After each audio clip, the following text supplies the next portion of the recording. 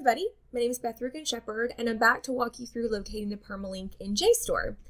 So those of you who are familiar with JSTOR know that it's a very large database with a really large back file, and it primarily has information in the disciplines of humanities, arts, and the social sciences. So locating the permalink in JSTOR is super simple. All you need to do is do a search. Once you find the article that you're interested in, just click on that title. On the left side of the screen, under your citation information, there are two links, a stable URL and a remote access URL. I would encourage you to go ahead and choose the remote access URL. That just makes it easier for students who are off campus to access this database.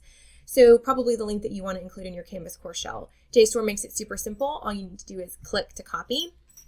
And then that is the link that you will include in your Canvas course shell for student access. Remember, we do this because it allows us to track use statistics rather than a single download that you would do and include as a PDF. It allows us to see how many times students have accessed that journal article. And that gives us a whole lot of really good information about what collections get used, what collections need to be purchased, etc. So there you go, super simple.